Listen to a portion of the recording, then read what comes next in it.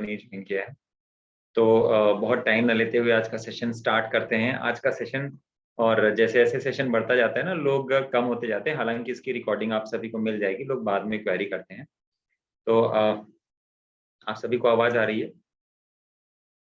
Anyways, मेरी तरफ से सारी चीजें सही है। आई होप आप सभी को आवाज आ रही होगी। तो आज का जो ट्रेनिंग सेशन है, वो सारे ट्रेनिंग सेशन का सबसे इम्पोर्टेंट पार्ट है। और सबसे इम्पोर्टेंट इसलिए है क्योंकि नॉर्मली जो पेशेंट होते हैं, चाहे वो हार्ट के पेशेंट हो, चाहे डायबिटीज के पेशेंट हो, इसको पूरी तरह से इग्नोर कर देते हैं। इग्नोर क्योंकि उनको मतलब पेशेंट्स को नॉर्मली लगता है कि अगर कोई बीमारी है, चाहे डायबिटिक है, चाहे हार्ट का प्रॉब्लम है, तो लगता है या तो दवाई चले या तो डाइट चले। उसके बाहर जो चीजें हैं उस पर हमारा बिल्कुल ध्यान नहीं होता। तो आज इन सारी चीजों को हम इस सेशन में एड्रेस करेंगे कि आखिर इसका मतलब क्या होता है। और कुछ लोगों को मुझे कॉल भी, आप लोग प्लीज म्यूट कर लीजिए एक बार। मेरी रिक्वेस्ट है कि आप लोग एक बार म्यूट कर लीजिए। मैं इधर से म्यूट कर सकता हूँ। ओके। तो बेसिकली कुछ लोगों की क्वेरीज थी, कई सारे लोगों से मुझे कॉल करना था, बात करना था, पर मैंने कॉल इसलिए नहीं किया क्योंकि मैं चाहता था कि आज का ट्रेनिंग सेशन कंप्लीट कर दूं। बहुत सारी चीजें ऐसी हैं जो कि मतलब आज का ट्रेनिंग सेशन कवर करने के बाद लोगों को क्लियर हो जाएंगी कि आखिर ऐसा क्यों हो रहा है। क्योंकि अभी तक जितने लोगों के पास कॉल गई है, आई होप आप सभी के पास कॉल गई होगी, तो नॉर्मली एक दो लोगों को छोड़ करके सभी लोगों को बहुत फायदा है। कुछ लोगों को तो 100% फायदा है। कई लोगों की डायबिटीज की दवाएं बंद हो गई हैं। कुछ लोगों को चेस्ट पेन होता था, एंजाइना होता था, तो उसमें एक सर हैं जिनको कि लगभग काफी आराम है। एक सर हैं जिनको भी एंजाइना में रिलीफ है, और भी बहुत सारी चीजों में रिलीफ है, लेकिन अभी एंजाइना पूरी तरह से ठीक नहीं है। मैंने उनको बोला था कि आप लगभग 20-25 दिन करेंगे तब आपको अच्छे से रिजल्ट आएगा। और होपफुली अभी तक मैंने देखा है कि कई लोगों का 7 दिन 8 दिन भी हो रहा है, कुछ लोगों का भी 4 दिन 5 दिन ही हुआ है। कुछ लोगों की शुगर फ्लक्चुएट हो रही थी, अब एकदम कांस्टेंट हो गई है। आप सभी को बधाई, क्रेडिट आप लोगों को जाता है। एटलीस्ट 95% क्रेडिट आप लोगों को ही जाता है, क्योंकि आप लोगों ने इतना लग करके इतनी मेहनत के साथ किया है, तो रिजल्ट्स आपको डेफिनेटली आएंगे। तो डिले न करते हुए सीधे हम आज के ट्रेनिंग सेशन में चलते हैं, जो आज का हमारा सेशन है।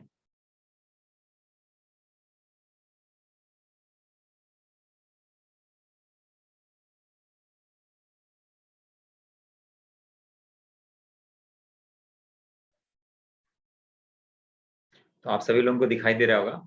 आज का जो सेशन है उसका टाइटल है emotions as a medicine. Emotions मतलब हमारे इमोशंस है, जो हमारे भाव हैं, कैसे हमारे भाव हमारे लिए मेडिसिन की तरह काम करते हैं, और कैसे हम अपने इमोशंस को केवल कंट्रोल करके हम अपनी पूरी की पूरी बीमारी को ठीक कर सकते हैं। तो आज इस पूरे सेशन को यहाँ पे हम कवर करेंगे। तो स्टार्ट करते हैं आज का सेशन। देखिए, इमोशंस क्या होते हैं? हमारे अंदर जो भाव पैदा होते हैं, कभी हम खुश होते हैं, कभी हम नाराज होते हैं, कभी हम गुस्से में होते हैं। तो बेसिकली हम इमोशंस को दो कैटेगरी में डिवाइड करते हैं, दो कैटेगरी में बांटते हैं। एक तो हमारे हो गए पॉजिटिव इमोशंस, जिसमें कि हमको आनंद में है, हम खुश हैं, हमको अच्छा लग रहा है, राइट। अब ये इस सब चीजों के पीछे क्या भाव होता है, इसके बारे में हम आगे डिस्कस करेंगे। दूसरे होते हैं निगेटिव इमोशंस। निगेटिव इमोशंस को समझना ज्यादा जरूरी है।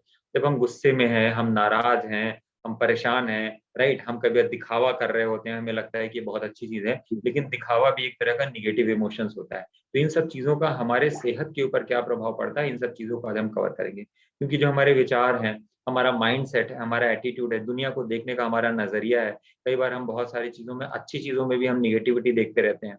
तो होता क्या है कि हमें लगता है कि वो तो ठीक ही है, मैं तो सही ही बोल रहा हूँ। क्योंकि अक्सर लोगों का मैंने देखा है कि भाई वो आदमी गंदा है, वो गलत है, तो मैं उसको बोलूंगा कि तुम गलत हो।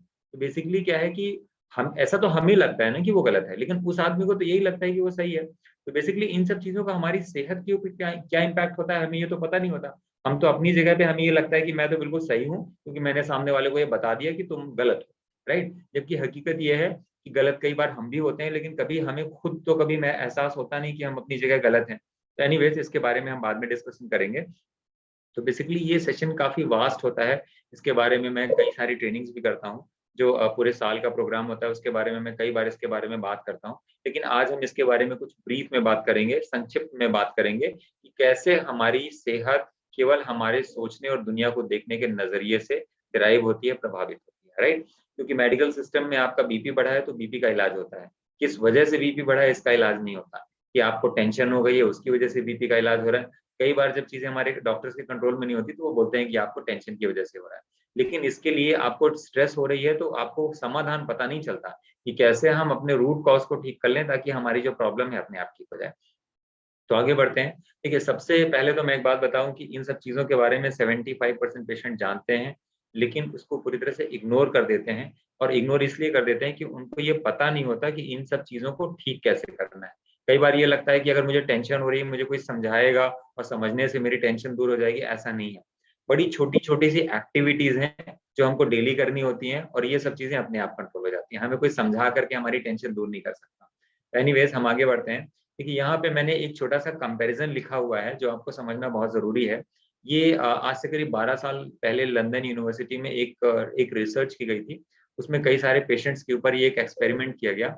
देखा गया कि वो पेशेंट जिनको स्ट्रेस का लेवल बहुत ज्यादा होता है, और ऐसे लोग जिनको की स्ट्रेस बहुत ज्यादा नहीं है लेकिन वो उनके पास एडिक्शन है, जैसे दिन में 10-10 सिगरेट पीते हैं, तो ऐसे पेशेंट्स के ऊपर जब ये टेस्ट करके देखा गया, तो ये देखा गया कि उन सारे लोगों में जिनको स्ट्रेस का लेवल बहुत ज्यादा था, रीजन कुछ भी हो सकता है, लेकिन जिनका स्ट्रेस का लेवल बहुत ज्यादा था, उनको हार्ट अटैक का खतरा, हार्ट की ब्लॉकेज होने का खतरा, डायबिटीज, कैंसर, ओबेसिटी और जितने और भी इस तरह के मेटाबॉलिक डिसऑर्डर हैं, उनकी जो उनमें जो रिस्क फैक्टर था, वो उन लोगों की तुलना में जो दिन में 10-10 सिगरेट पीते थे लेकिन कम से कम वो खुश थे, उन लोगों की तुलना में जो लोग स्ट्रेस बहुत ज्यादा पाल के रखे थे, उनको करीब 6 गुना ज्यादा रिस्क था। तो ये 12 साल पहले जो रिसर्च आई थी, तो ये रिसर्च मैंने यहाँ पे इसीलिए पुटअप की है ताकि आप इस चीज की इंपॉर्टेंस समझ सकें कि हमारे लिए इस चीज को समझना और इस समस्या का समाधान करना इतना जरूरी क्या। लोगों का ध्यान इस चीज पे तो होता है कि मुझे सिगरेट नहीं पीनी चाहिए, मुझे शराब नहीं पीनी चाहिए, लेकिन मेरे लाइफ में जो इम्बैलेंस बना हुआ है स्ट्रेस की वजह से, वो कैसे ठीक होना चाहिए, इसके ऊपर हमारा ध्यान नहीं होता। तो आज का ये जो सेशन है आपको समझने के लिए है, और इसमें मैं कई सारे सोल्यूशन भी बताऊंगा जिससे कि आप इन सब चीजों को ठीक कर सकते हैं। राइट, आगे बढ़ते हैं। ठीक है, सबसे पहले तो मैं यहाँ पे एक कॉन्सेप्ट बताऊं कि जो बीमारी की शुरुआत होती है सबसे पहले हमारे दिमाग से होती है, हमारे सबकॉन्शियस माइंड, जो हमारा अवचेतन मन है, उसकी जो शुरुआत होती है हमारे सबसे पहले सबकॉन्शियस माइंड से होती है। ऐसे बहुत सारे लोग होते हैं जिनका जेनेटिक प्रोफाइल खराब है, जिनका लाइफस्टाइल भी खराब है, लेकिन सालों दर साल उनको कोई हेल्थ रिलेटेड प्रॉब्लम देखने को नहीं मिलती। उसके पीछे एक ही कारण होता है कि वो बहुत खुश होते हैं। राइट, और वो अंदर से बहुत खुश होते हैं। दिखाने वाली खुशी की मैं बात नहीं कर रहा हूँ, क्योंकि बहुत सारे ऐसे कॉमेडियन भी हैं जो देखने के लिए लोगों को हंसाते हैं, लेकिन वो अपनी अंदर की दुनिया में बहुत दुखी होते हैं। आगे फिर तो बढ़ते हैं। डायनोलॉग। यस, आप लोग प्लीज म्यूट कर लीजिएगा, मैं म्यूट कर देता हूँ। यस, एनीवेज, आगे आप देखिए, सबसे पहले हमारा जो माइंड सेट है, माइंड सेट कैसे बनता है, थोड़ा एक बार अपने सबकॉन्शियस माइंड को समझ लेते हैं, तो हमको समझ में आएगा कि ये जो टेंशन होती है, जो स्ट्रेस होता है, कई बार लोगों को लगता है कि मुझे टेंशन क्यों हो रही है। तो देखिए, टेंशन का सबसे बड़ा सोर्स होता है जो हमारे दिमाग में बाहर से इंफॉर्मेशन आती है। जो इंफॉर्मेशन हमारे दिमाग में बाहर से आती रहती है, बार बार बार बार वही इंफॉर्मेशन आती जाती है, वो कहीं ना कहीं जाकर के हमारे दिमाग में हमारा दुनिया को देखने का एक नजरिया बना देती है। इसके बारे में आगे के सेशन में हम बात करेंगे। तो देखिए, क्या होता है कि जो हम लोगों को रिस्पॉन्ड करते हैं, जिस तरह से हम लोगों को जवाब देते हैं, हम एनालिसिस करते हैं, सोचते हैं, राइट, हम जिन चीजों को याद करके रखते हैं, वो केवल हमारे दिमाग की केवल 10% मेमोरी होती है। और इसके अलावा जो हमारी एक ऐसी मेमोरी है जो कि हमारे, जिसको हम अवचेतन मन कहते हैं, सब कॉन्शियस मेमोरी भी कहते हैं, उसमें क्या होता है, हमारे दिमाग में अलग अलग तरह के इमोशंस भरे होते हैं। छोटा सा एग्जाम्पल लेते हैं, एग्जाम्पल से ये समझना बहुत आसान होता है। जैसे आप पुरानी किसी गली से निकले, वहां पे ब्रेड की फैक्ट्री थी, तो आप जाएंगे, आप चाहें या ना चाहें, अगर वहां पे स्मेल आएगी तो आपको वो स्मेल आपके दिमाग में अपने आप रिमाइंड कर देगी कि यहाँ पे कुछ है। कोई इंसान है, हो सकता है आप उससे 10 साल, कोई ऐसी जगह है जहां आप 10 साल पहले गए थे, लेकिन आप वहां गए भी नहीं, हो सकता है वहां सब कुछ बदल चुका हो, लेकिन उसके बारे में आपके दिमाग में एक इमेज पहले से ही बनी हुई होगी। कोई ऐसा इंसान है जिससे हो सकता है कभी आप जिंदगी में मिले ही ना हो, लेकिन उसके बारे में कोई तीसरा आदमी आपसे आकर के अगर 10 चीजें बताता होगा, तो आपके दिमाग में उस इंसान के बारे में अपने आप एक प्रतिबिंब, जिसको कहते हैं एक चित्रण, पहले से ही हो गया होगा कि ये चीज तो ऐसी ही होगी। राइट, तो ये सब चीजें हमारी सबकॉन्शियस मेमोरी कहलाती हैं। अवचेतन में पड़े हुए वो चिन्ह पड़े हुए होते हैं, वो इंप्रेशन प्रिंट्स पड़े हुए होते हैं, जो हमको हर चीज को देखने का और सोचने का एक नजरिया देते हैं। तो इसके बारे में भी हम और भी बात करेंगे आगे, बट ये मोटी मोटी चीजें मैं बता देता हूँ। देखिए, क्या होता है, जो भी हमें सही लगता है, स्ट्रेस क्या होता है, स्ट्रेस का अगर मैं बड़ा अपनी लैंग्वेज में बात करूं, जो मैं सीख पाया हूँ, जो मेरे को ठीक नहीं लगता वो मेरे को स्ट्रेस दे के जाता है। कोई इंसान अगर उसकी मुझे आदतें ठीक नहीं लगती तो वो मुझे स्ट्रेस दे के जाता है।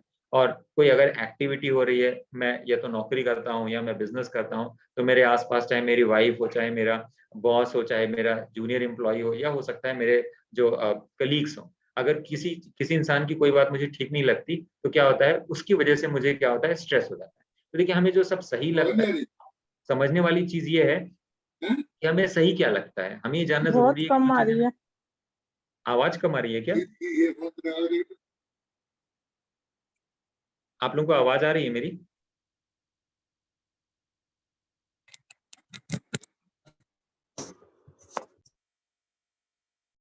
एनीवेज मैं कंटिन्यू करता हूँ, अगर कोई इश्यू है तो आप लोग चैट विंडो में लिख दीजिएगा, ठीक है, या अपने आप को अनम्यूट करके लिख दीजिएगा। तो देखिए क्या होता है, जो भी हमें सही लगता है, जो भी हम दुनिया को देखते हैं, वो सब हमारे सब कॉन्शियस माइंड, थोड़ा गलत यहाँ पे प्रिंट हो गया है, कॉन्शियस माइंड में पड़ा हुआ है, ब्लू प्रिंट नहीं बल्कि सब कॉन्शियस माइंड, जो हमारा अवचेतन मन में पड़ा हुआ एक इमेज है। अब आप देख सकते हैं जो राइट साइड में इमेज बनाया गया है ना, ऊपर क्या हमको दिखाई दे रहा है, एक बर्फ की सीली दिखाई दे रही है, लेकिन ये जो बर्फ की सीली होती है केवल 10% ऊपर होती है, 90% अंदर होती है, राइट। तो ऐसे ही हमारे दिमाग में भी होता है, राइट। हमें दुनिया जैसी भी दिखती है वो सब हमारे विश्वास के आधार पर, देखिए इन सब चीजों को मैं भी डिटेल में कवर करूंगा। और ये सारा का सारा जो डिस्कशन है ना, ये लास्ट में जब पहुंचेगा ना, तो ये पहुंचेगा केवल दो तरह की कंडीशन पे। एक तो होगा स्ट्रेस हार्मोन क्या होते हैं, कौन कौन से होते हैं, कैसे रिलीज होते हैं। दूसरा हैप्पीनेस हार्मोन क्या होते हैं, कैसे रिलीज होते हैं। तो जो हमको सीखना है, हमको यही सीखना है कि जो हमारे शरीर में स्ट्रेस हार्मोन होते हैं वो कौन कौन से हार्मोन है, कैसे रिलीज हो रहे हैं, तो कैसे उनको स्टॉप करना है, कैसे उनको लिमिट में रखना है, ताकि जब उनकी जरूरत हो तभी वो हार्मोन रिलीज हो, जब उनकी जरूरत ना हो तो अननेसेसरी जाकर के वो हार्मोन हमारे शरीर को बीमार ना करें। तो हमको वो सारी मेथड सीखनी है। तो बेसिकली ये केवल एक समझने के लिए है ये सारी की सारी चीजें, राइट। क्योंकि देखिए मैं ये सब चीजें क्यों बता रहा हूँ, क्योंकि मोस्टली होता क्या है कि स्ट्रेस हो जाता है, हमें टेंशन हो जाता है, ऐसी बहुत सारी चीजों को लेकर हमें टेंशन हो जाती है जो कि हमने कभी एक्सपीरियंस ही नहीं की। एग्जाम्पल मैं बताता हूँ, लेट से मान लीजिए हम नौकरी कर रहे हैं, राइट। एक दिन मेरे बॉस ने मुझे कुछ डांट करके कुछ डांट दिया, तो क्या होगा, मेरे दिमाग में एक इमेज बन जाएगी कि भैया मेरे बॉस ने मुझे डांट दिया, अब मेरी नौकरी खतरे में है, राइट। हमें ये नहीं समझ में आता कि ऐसा भी तो हो सकता है कि उसने अगर डांटा है उसके पीछे कोई और रीजन हो सकता है, कि हो सकता है उसके घर में किसी से लड़ाई हो गई हो। आपने मूवी देखी है ना, मूवीज में देखा है ना कि जो आदमी टेंशन में होता है वो सामने, इसके लिए बड़ी अच्छी यूट्यूब पे एक बहुत अच्छी डॉक्यूमेंट्री पड़ी हुई है, उसका नाम है राइट हियर, उसका नाम है राइट हियर राइट अवे। और ये अगर आप देखेंगे ना तो ये इतनी प्यारी डॉक्यूमेंट्री है। ये जो मैं आपको बातें बता रहा हूँ ना, मैं शेयर कर दूंगा लिंक उसका, मैं शेयर कर दूंगा। अगर आप ये लोग डॉक्यूमेंट्री देख सकेंगे ना तो आपको बिल्कुल समझ में आ जाएगा कि हम, जो आदमी मेरे साथ खराब व्यवहार कर रहा है उसके पीछे भी कोई रीजन होता है, और जो आदमी मेरे से अच्छा व्यवहार कर रहा है उसके पीछे भी कोई ना कोई रीजन होता है। तो बेसिकली अगर कभी कोई निगेटिव चीज होती है उसके पीछे भी कोई ना कोई रीजन होता है। तो हम क्या होता है कि बिना किसी चीज को एक्सपीरियंस किए उस चीज पे बिलीव कर लेते हैं। दूसरा एग्जाम्पल बताता हूँ आपको, आप जंगल में गए, आपको जंगल में क्या दिख गया, शेर दिख गया। अब आपको क्या लगेगा कि जंगल में शेर आ गया है, शेर तो मुझे मार के खा जाएगा। अब मतलब समझने वाली चीज है कि हमारा कभी शेर से पहले आमना सामना तो हुआ नहीं, तो हमें कैसे पता कि हमें शेर आकर के खा जाएगा, क्यों? क्योंकि बचपन से हमारे दिमाग में ये बात भर दी गई है कि शेर क्या होता है, लोगों को आके खा जाता है, राइट। तो अब देखिए हमने एक्सपीरियंस नहीं किया, मेरे कहने का मतलब ये नहीं कि आप जंगल में जाइए शेर आ जाए तो आप बैठे रहिए, लेकिन ये एक छोटा सा एग्जाम्पल है कि हम पहले से ही दुनिया भर की चीजों के बारे में एक निगेटिव एक एक पहले से ही अपना एक स्टेट ऑफ माइंड बना के रखते हैं, कि हम पहले से ही मान लेते हैं कि ये चीज ऐसी ही होने वाली है। अब वो ऐसी होगी कि नहीं होगी इसके बारे में हमें पता नहीं होता है, और वो चीजें हमें स्ट्रेस दे के जाती हैं, राइट। तो हमें बेसिकली जो समझना है वो आगे मैं कवर करूंगा। अब देखिए इन सब चीजों को ठीक करने का तरीका क्या होता है जब हमें बार बार स्ट्रेस होता है। अब आप लोगों में खुद ही देखिए ना, किसी को एंग्जाइटी है, किसी का बीपी बढ़ा हुआ है, कोई खुश नहीं है, कोई अपने बच्चे से खुश नहीं है, कोई अपने हस्बैंड से खुश नहीं है, कोई अपने पड़ोसी से खुश नहीं है, कोई अपने ऑफिस में अलग अलग चीजों को लेकर के खुश नहीं है। और उसकी वजह से क्या होता है, जब कभी स्ट्रेस होती है तो आप देखिए आपका शुगर बढ़ जाता है, आपका बीपी बढ़ जाता है, आपको पेन होना शुरू हो जाता है, आपको रात भर नींद नहीं आती, राइट। ये सब जो कारण है, जो रिजल्ट आ रहा है उसके पीछे जो कारण है, अगर उस कारण को मुझे कोई तरीका मिल जाता कि मैं उस कारण को ठीक कर लेता। और आप लोगों में जितने भी लोग इस ग्रुप में जुड़े हुए हैं, ज्यादातर लोग, मुझे उम्मीद है कि मेरे से ज्यादा ही तजुर्बेकार हैं, आपने बहुत सारी दुनिया देखी है, तो इतना तो आपको भी समझ में आता है कि दुनिया में कोई ऐसी चीज तो है नहीं जो प्रॉब्लम आई हो और समय के साथ ठीक ना हो गई हो। आज अगर हम पलट के देखते हैं, मैं कहता हूँ 20 साल 30 साल 40 साल पहले पलट के देखूं, मैं अपना खुद का एग्जाम्पल बता रहा हूँ। जब मैं कॉलेज में पढ़ता था, जब मैं स्कूल में पढ़ता था, मेरा कोई एग्जाम खराब हो गया तो उस दिन मेरे को बड़ी टेंशन थी कि पता नहीं क्या होगा, ये होगा वो होगा। लेकिन आज मैं अगर पलट के देखूं तो क्या मेरे दिमाग में कोई फर्क पड़ता है कि वो मेरा एग्जाम खराब था उसकी वजह से आज मैं टेंशन लूं? आज मुझे हंसी आती है कि मैं क्यों उस चीज को लेकर के टेंशन में रहता था। तो देखिए ये नेचर है, नेचर में हर चीज का सोल्यूशन है, हर प्रॉब्लम समय के साथ अपने आप ठीक हो जाती है। ये हमने एक्सपीरियंस किया है, ये हम जानते नहीं, हमने एक्सपीरियंस किया है। तो आज अगर कोई प्रॉब्लम भी होती है तो वो समय के साथ अपने आप ठीक हो जाएगी, इस बात पे तो हम भरोसा कर सकते हैं, राइट। तो बेसिकली यहाँ पे हम जो सोल्यूशन की बात करेंगे वो इस तरह का सोल्यूशन है कि अगर ऐसी कोई प्रॉब्लम है, स्ट्रेस वाली सिचुएशन है, तो उसको हम ठीक कैसे कर सकते हैं।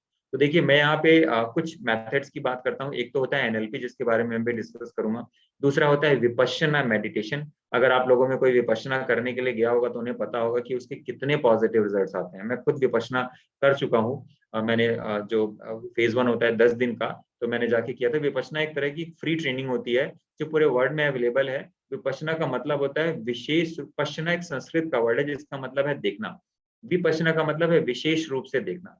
मतलब जीवन में जो चीज जिस तरह की है उसको उसी तरह की देखने की योग्यता का विकास करना। जो जैसा है उसको वैसा ही देख पाना, ना कि अपने खुद के दिमाग के बनाए हुए नजरिए से देख पाना। तो जब हम उस तरह की चीजों को एक्सपीरियंस करते हैं तो हम अपने दिमाग में जो हमारी बनाई हुई दुनिया है उससे हम बाहर निकल पाते हैं। इसके अलावा एनर्जी मेडिटेशन है, तो अभी मैं डिस्कस करूंगा आगे ये सब क्या चीजें होती हैं, राइट। इसके अलावा देखिए अभी मैं यहाँ पे बात करूंगा एनएलपी क्या होता है। अब देखिए आज के इस सेशन का जो सबसे इंपॉर्टेंट पार्ट है वो है एनएलपी। एनएलपी क्या होता है? एनएलपी का मतलब होता है neuro linguistic language programming. Neuro मतलब न्यूरल सिस्टम, हमारे दिमाग की एक भाषा है। लैंग्वेज हमारे दिमाग की एक भाषा है, उसकी प्रोग्रामिंग कैसे होती है। अब ये प्रोग्रामिंग जिस तरह से हुई है, जिस तरह से हुई है, और तो आज हमारा दुनिया को देखने का नजरिया है। एक छोटा सा एग्जांपल लेता हूं तो आपको समझ में आएगा। जैसे पॉलिटिकली क्या होता है कि हम लोग किसी न किसी लीडर को पसंद करते हैं। कुछ लोग होते हैं बीजेपी को सपोर्ट करते हैं, कुछ लोग कांग्रेस को सपोर्ट करते हैं, कुछ लोग आम आदमी पार्टी को, कुछ लोग बहुजन समाज पार्टी को। अलग अलग लोग अलग अलग पार्टी को सपोर्ट कर सकते हैं। अब समझने वाली चीज है कि ऐसा क्यों होता है कि अलग अलग लोग अलग अलग पार्टीज को और अलग अलग लीडर्स को पसंद करते हैं। भाई उनकी जो रियलिटी है वो तो दुनिया में सबके सामने एक बराबर है। लेकिन फिर हम अलग अलग लोग अलग अलग तरीके से क्यों अलग अलग लोगों को क्यों पसंद करते हैं। ऐसे ही फूड का हमारा टेस्ट अलग होता है। मूवीज किसी को कोई अच्छी लगती है। तो बेसिकली कहने का मतलब ये है कि ये सब चीजें हमारे दिमाग में निकल के आती हैं, हमारे अंदर हमारे सब कॉन्शियस माइंड में निकल करके आती हैं एनएलपी के थ्रू। तो एनएलपी क्या है? एक भाषा है। अब ये भाषा हमारे दिमाग में जब किसी चीज को देखने का नजरिया बनता है, तो ये नजरिया बनता कैसे है उसके बारे में हम डिस्कस करेंगे। तो देखिए सबसे पहले ये नजरिया हमारे दिमाग में बनता है जो हमारे एनवायरनमेंट में जिस तरह के भी इवेंट्स हो रहे हैं, जिस तरह की भी घटनाएं घट रही हैं, उन घटनाओं वो घटनाएं हमारे दिमाग में किस तरह से आती हैं। एक तो विजुअल, जो चीजें हम अपनी आंख से देखते हैं। जो ऑडियो, जो हम कानों से सुनते हैं। तीसरी है फीलिंग्स, काइनेस्थेटिक टच, किसी को मैंने गले लगाया, जैसे माँ अपने बच्चे को इतने प्यार से गले लगाती है। स्मेल, जो अभी मैंने थोड़ी देर पहले आपको बताया था, स्मेल, हमने किसी चीज को स्मेल किया है, हमने कोई चीज खाई, हमने उसका टेस्ट किया हुआ है। हो सकता है समोसा मैंने हो सकता है 1 साल से नहीं खाया, लेकिन समोसा अगर मेरे आसपास में गुजरूंगा, समोसे की स्मेल आएगी, तो स्मेल मेरे, मैं समझ जाऊंगा कि यहाँ पे समोसा बन रहा है, राइट। तो हमारे शरीर के अंदर हर एक चीज की जो फीलिंग पड़ी हुई है, चाहे वो कोई दृश्य हो, चाहे वो कोई आवाज हो, चाहे वो कोई फीलिंग हो, चाहे वो किसी तरह का स्मेल हो, चाहे वो टेस्ट हो, तो ये 5 हमारे शरीर में सेंसर्स हैं जिसके थ्रू हमारे अंदर किसी न किसी तरीके से इनपुट आता है। तो ये 5, ये जब कोई घटना घटती है तो घटना से हमारे पास यही सब चीजें आती हैं। तो एक छोटा सा एग्जाम्पल लेता हूँ। मान लीजिए आप अपने घर से निकले अपने ऑफिस के लिए, तो आपको रास्ते में कितने लोग दिखाई दिए होंगे? हो सकता है आपको 100, 200, 500 या 1000 लोग भी दिखाई दिए हों, लेकिन कितने लोगों का चेहरा आपको याद रहता है? आपको किसी इंसान का चेहरा याद नहीं रहता। लेकिन अगर किसी इंसान को आपने पहले देखा हुआ है तो आप उसको देख करके पहचान लेंगे। या रास्ते में जाते समय कोई आदमी ऐसा है जिसकी पूंछ निकली हुई है, तो आपको उसका चेहरा, आपको वो आदमी जरूर याद रहेगा, देखो उसकी पूंछ निकली हुई है। तो बेसिकली होता क्या है कि ये जो हमारे आसपास के इवेंट्स होते हैं, तो हमने देखा तो 1000 लोगों को, लेकिन हमारे दिमाग में कौन स्टोर हुआ? वो चीज स्टोर हुई, या तो जो चीज डिफरेंट थी, या तो वो चीज स्टोर हुई जिसको हमने पहले से एक्सपीरियंस किया हुआ था, क्योंकि वो पैटर्न हमारे दिमाग में पहले से ही पड़ा था। जिसको हमने पहले देखा था तो उसकी पिक्चर मेरे दिमाग में सबकॉन्शियस माइंड में पहले से स्टोर थी।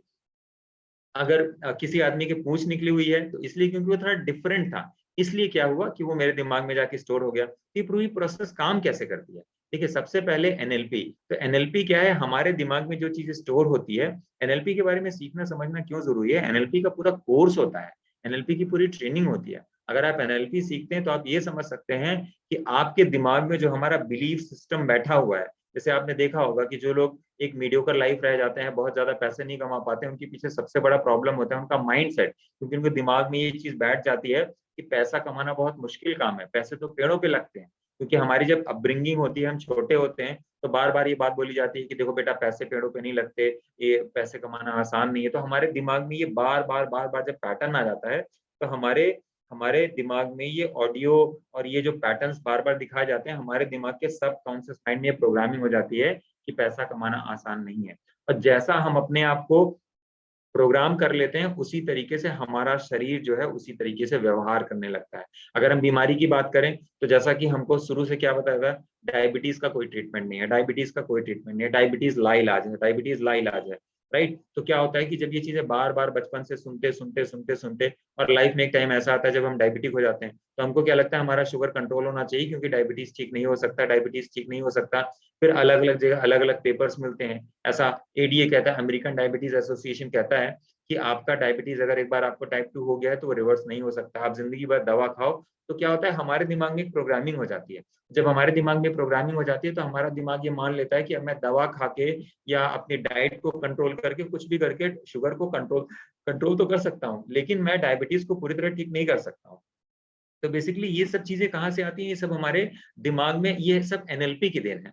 इसके अलावा बहुत सारे लोग ऐसे हैं जो लाइलाज से लाइलाज बीमारी को रिवर्स कर लेते हैं। उसके पीछे रीजन ये होता है कि वो दिमाग में ये मान ही नहीं पाते कि मुझे कोई बीमारी है। जैसे किसी को अगर हार्ट की बीमारी हो गई, ब्लॉकेज हो गई, तो क्या होता है, वो इतना ज्यादा डर में आ जाते हैं, इतना ज्यादा डर में आ जाते हैं कि उनको ये लगता है कि अब तो लाइफ यहाँ से खत्म। अब मेरे को अगर ब्लॉकेज हो गई है, 90 या 99% की ब्लॉकेज हो गई है, इतने ट्रॉमा में रहते हैं, इतने ट्रॉमा में रहते हैं कि वो, उनको हार्ट अटैक आने के पीछे सबसे बड़ा रीजन ये होता है कि उनको दिखा दिया जाता है कि आपकी ब्लॉकेज जो है 100% की हो गई। इसके अलावा कोई रियलिटी नहीं है। क्यों? क्योंकि उनको सच्चाई नहीं पता होती कि 100% ब्लॉकेज होने का कोई मतलब नहीं। लोगों को ये नहीं पता होता कि 100% की ब्लॉकेज में हार्ट अटैक तो आ ही नहीं सकता। इसके ऊपर मैंने एक वीडियो भी बनाया था। बट बेसिकली है क्या कि जब हम छोटे होते हैं तो हमारे दिमाग में बार बार ये एनएलपी कर दी जाती है, हमारे दिमाग में प्रोग्रामिंग कर दी जाती है कि आपको अगर ये बीमारी हो गई है तो इसके रिजल्ट ये आएंगे। अगर कैंसर हो गया है तो कैंसर होने के बाद मतलब वो ठीक नहीं हो सकता। तो बेसिकली ये सब चीजें जो होती हैं, जब हम बचपन में छोटे होते हैं, जो पैटर्न्स हमारे पास बार बार रिपीट किए जाते हैं। अगर मैं बीमारी की बात करूं, तो बचपन से हमको बता दिया जाता है ब्लॉकेज का मतलब क्या होता है। ब्लॉकेज का मतलब होता है हार्ट अटैक, और हार्ट अटैक का मतलब क्या होता है, डेथ। तो जिन लोगों को ये दिखता है कि मेरे हार्ट में ब्लॉकेज हो गई है, आज के टाइम पे देखिए ये सब चीजें बड़ी कॉमर्शियल है, आप लोगों को भी पता है। आप लोग भी कई सारे लोग इसमें हार्ट के भी पेशेंट जुड़े हुए हैं, तो आप जानते हैं कि जो पेशेंट होता है, हार्ट का पेशेंट होता है, उसको सीधे एंजियोग्राफी के टेबल पे क्यों लेके जाया जाता है, क्योंकि बचपन से ये बताया गया है कि भाई तुम्हारी ब्लॉकेज 90% हो गई, तुम्हारी 100% हो गई, तुम्हारी 80% है। अब यहाँ पे मुझे स्टंट डालना पड़ेगा या बाईपास करना पड़ेगा, और नहीं तो तुम्हें हार्ट अटैक आ जाएगा। राइट? जबकि ये किसी को बताया नहीं गया कि जो ब्लॉकेज बहुत सीवियर होती है, 80, 90 या 100%, उसके कारण आपको पेन हो सकता है, उसके कारण हार्ट अटैक का खतरा बहुत कम होता है। जो ब्लॉकेज छोटी होती है, 20%, 30%, 40%, हार्ट अटैक का असली खतरा उन ब्लॉकेजेस के कारण होता है। ये लोगों को पता नहीं, ये सब मेडिकल की बुक्स में लिखा हुआ है। अगर आप लोगों में से कोई मेरे घर आया होगा तो मैं कई बार लोगों को दिखाता भी हूँ। इन केस अगर किसी को जरूरत होगी तो आप मेरे से मांग लेना, मैं आपको रेफरेंस भी दे दूंगा। ये बड़ा सिंपल है समझना, इसको समझना कोई डिफिकल्ट नहीं है। लेकिन होता क्या है कि जब एंजियोग्राफी की जाती है, एंजियोग्राफी करके पेशेंट दिखाया जाता है कि देखो आपकी ब्लॉकेज 90% की हो गई, 100% की हो गई, तो उसको ये लगता है इतनी ज्यादा ब्लॉकेज हो गई, अगर इस ब्लॉकेज को नहीं खोला गया तो मेरे को हार्ट अटैक आ जाएगा। राइट? जबकि वो ये सोच भी नहीं पाते कि भाई ये ब्लॉकेज एक दिन में तो हुई नहीं, ब्लॉकेज तो 40 साल में हुई है। तो साल भर पहले भी लगभग ब्लॉकेज जितनी आज है उतनी रही होगी, तो आज तक तो हार्ट अटैक नहीं आया, तो अभी कैसे हार्ट अटैक आ जाएगा। तो ये सब एनएलपी होती है। तो बहुत सारी चीजें लोगों के दिमाग में जानबूझ करके प्लांट की जाती हैं। जैसे टेररिस्ट होते हैं, उनके दिमाग में क्या होता है, टेररिस्ट, जो टेररिस्ट ऑर्गेनाइजेशंस होती हैं, जैसे कि बहुत सारे ये साउथ ईस्ट एशिया में बहुत सारे कंट्रीज में इतना टेररिज्म फैला हुआ है, सभी जानते हैं, सीरिया, अफगानिस्तान, पाकिस्तान और भी बहुत सारे कंट्री में, इंडिया में भी बहुत ज्यादा टेररिज्म है। तो कहने का मतलब ये है कि इनको बचपन से ये चीज दिमाग में भर दी जाती है, पूरी प्रोग्राम कर दी जाती है कि ये लोग हैं हमारे अगेंस्ट में है, ये हमारा नुकसान करना चाहते हैं, ये दुनिया को खत्म करना चाहते हैं। और वो जब बड़े होते हैं तो वो उनके दिमाग में ये चीज इतनी स्ट्रांगली भर जाती है कि दुनिया की और रियलिटी उनको दिखाई नहीं देती। वो दूसरों को भी मार देते हैं, खुद भी सुसाइड कर लेते हैं और स्लीपर सेल्स बन जाते हैं। तो ये सब चीजें जो ओरिजिन होती है, ये सब होती है एनएलपी के थ्रू। तो एनएलपी आपको समझना क्यों जरूरी है, क्योंकि अगर बीमारी को ठीक करना है तो हमारे दिमाग में जो प्रोग्रामिंग हो रखी है बीमारी को लेकर के, हमें उस प्रोग्रामिंग को चेंज करना पड़ेगा। ये प्रोग्रामिंग चेंज कैसे हो सकती है उसके बारे में मैं यहाँ पे एक ब्रीफ इंट्रोडक्शन दूंगा। बाकी एनएलपी के जो एक शॉर्ट ट्रेनिंग होती है, बहुत ज्यादा डिटेल में नहीं, 4-5 घंटे की ट्रेनिंग करते हैं, वो हम ईयरली प्रोग्राम में करते हैं। तो बेसिकली मैंने जो आपको बताया, जब हमारे आसपास जो भी इवेंट्स घटते हैं, तो लगभग हमारे दिमाग में 80 ट्रिलियन 80 बिलियन न्यूरॉन्स होते हैं। अब ये न्यूरॉन्स क्या करते हैं, जो भी आसपास की घटनाएं घटती हैं उन घटनाओं को स्टोर कर लेते हैं। और जब ये न्यूरॉन्स हमारे दिमाग, न्यूरॉन्स तो हमारे शरीर में है, अब ये न्यूरॉन्स जिस इंफॉर्मेशन को स्टोर कर लेते हैं वो इंफॉर्मेशन इन न्यूरॉन्स में स्टोर पड़ी रहती है। जैसे कोई हार्ड डिस्क होती है, आजकल लैपटॉप में जो हार्ड डिस्क होती है, मोबाइल फोन में जो स्टोरेज होता है, हम कोई चीज स्टोर कर देते हैं तो वो स्टोर उसमें पड़ी रहती है। वैसे क्या होता है, जो भी इवेंट्स हमारे दिमाग में बार बार रिपीट किए जाते हैं, वो सारी की सारी इंफॉर्मेशन हमारे 80 बिलियंस न्यूरॉन्स के द्वारा रिसीव करके उसको क्या कर दिया जाता है, सब कॉन्शियस मेमोरी में स्टोर कर दिया जाता है। देखिए, तो एनएलपी जो है ये हमारे एक सब कॉन्शियस, हमारे सब कॉन्शियस माइंड की क्या है, एक लैंग्वेज है। इस लैंग्वेज के थ्रू क्या होता है कि हम अपने उन जो बिलीव्स हैं उस बिलीव्स को चेंज कर सकते हैं। अब देखिए, हमारे पास जो इवेंट्स होते हैं वो कैसे होते हैं, जैसे एग्जांपल के लिए मैं बताता हूँ, आप किसी एक ढाबे में गए, मान लेते हैं उस ढाबे का खाना खराब था। अब आपके दिमाग में ये बिलीव बन गया कि ये ढाबे का खाना तो खराब है। ऐसा हो सकता है कि उस दिन जो उसका मेन कुक है वो आया नहीं हो, किसी और ने खाना बना दिया हो, या जिसने भी बनाया उस दिन खाना खराब हो गया हो। अब क्या होता है कि मैं अगले 10 साल 20 साल तक क्या होगा, मैं जब भी उस ढाबे के पास जाऊंगा तो मैं क्या बोलूंगा कि ये ढाबा तो खराब है, यहाँ का खाना बहुत खराब है। तो देखिए, बेसिकली होता है क्या, ये एक्सपीरियंस हो गया मेरा। तो हमारा जो बिलीव है कैसे चेंज होता है, हमारा बिलीव चेंज होता है, सॉरी, हमारे जो सबकॉन्शियस में, हमारे सबकॉन्शियस मेमोरी में जो चीजें स्टोर होती हैं, जो हमारी न्यूरॉन्स में चीजें स्टोर होती हैं, वो कैसे स्टोर होती हैं, जो हमारे पुराने बिलीव्स हैं। जैसे एग्जाम्पल के लिए, भगवान को किसी ने नहीं देखा, ना भूत को किसी ने देखा, किसी ने देखा भी होगा, मैं नहीं कह सकता, लेकिन इसके बाद भी हमारा कितना प्रबल विश्वास है कि भगवान है। और कुछ लोग भूत को मानते हैं, कुछ लोग भूत को नहीं भी मानते। बट बेसिकली कहने का मतलब क्या है कि ये सब चीजें समझनी इसलिए जरूरी है कि बहुत सारी चीजें हमारे न्यूरॉन्स में स्टोर होकर के आती हैं केवल बिलीव्स के थ्रू।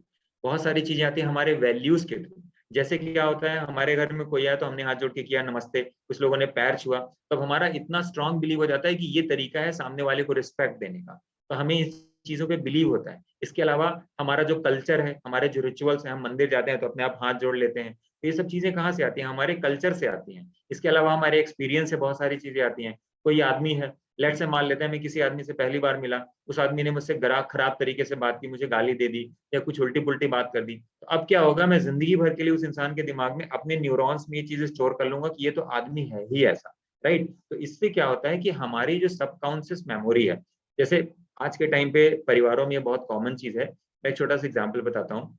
जैसे कि एक फादर है, अब उसने अपने बेटे को 2 4 बार डांट फटकार करके, डांट दिया, फटकार दिया, कभी मार भी दिया, तो अब क्या होता है, वो बेटा अपने दिमाग में अब उसकी जो सबकॉन्शियस मेमोरी है उसमें वो एक चीज स्टोर कर लेगा।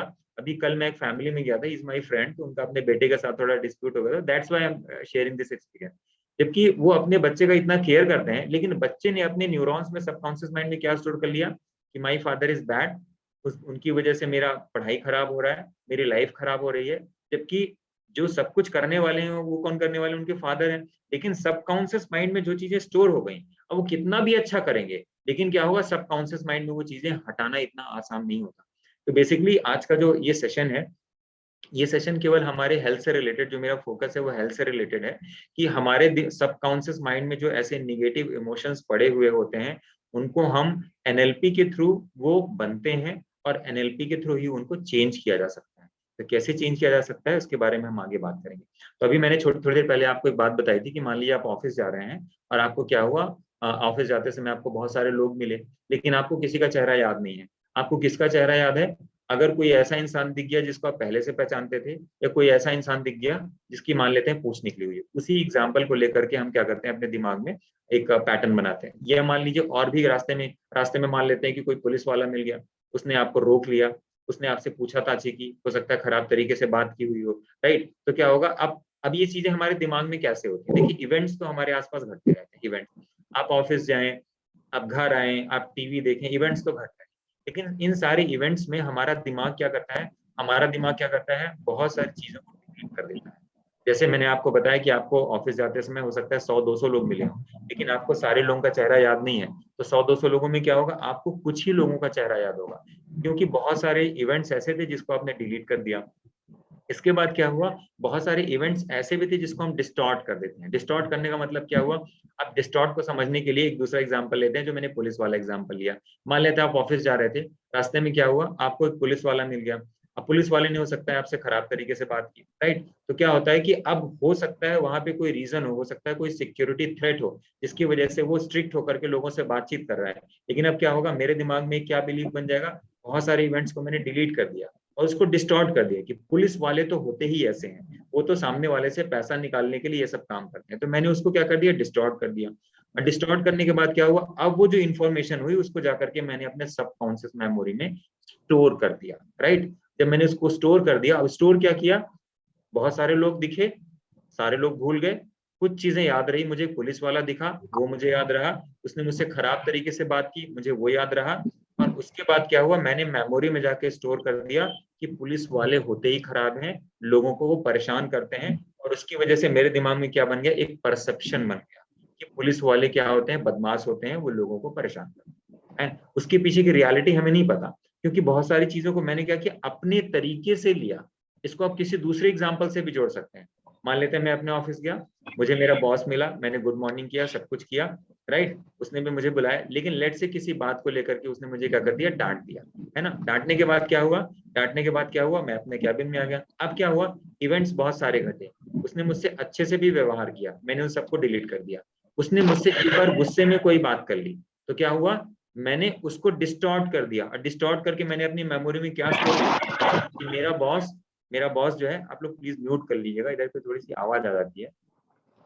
एनीवेज, तो मेरे कहने का मतलब है, जब उसको हमने डिस्टॉर्ट कर लिया और डिस्टॉर्ट करके दिमाग में क्या स्टोर कर लिया कि मेरा बॉस मुझे परेशान करना चाहता है और मेरी नौकरी खतरे में, और मेरे दिमाग में एक परसेप्शन बन गया क्या, कि my job is in the risk, right? अब देखिए, इवेंट्स घटते गए, उसके पीछे और भी रीजन हो सकता है जिस टाइम पे मेरे बॉस ने मुझसे खराब से बात की हो सकता है उसकी किसी से लड़ाई हो गई हो, उसके रिफ्लेक्शन में उसने मुझसे बात कर ली हो। तो मैं आपको आज एक वीडियो बता रहा था, मैं वो भी शेयर कर दूंगा, राइट हियर राइट अवे, आप लोग उसको जरूर देखिएगा। That is one of the most lovely video I have seen in my life, आप जरूर देखिएगा, राइट? इसके बाद क्या होता है कि जो अब मैंने अपने दिमाग में परसेप्शन बना लिया, वो क्या बन गया, वो एक स्टेट बन गया। स्टेट मतलब एक मनोदशा बन गई, कि मतलब या तो वो पॉजिटिव होगी या तो निगेटिव होगी। जैसे मान लेते हैं कि मेरा बॉस है, अब उसके बारे में मेरे दिमाग में एक मनोदशा बन गई क्या, कि वो या तो अच्छा है या तो बुरा है। अब उसके बारे में क्या होगा, मेरे दिमाग में क्या होंगे, या तो पॉजिटिव इमोशंस जनरेट होंगे या तो निगेटिव इमोशंस जनरेट होंगे।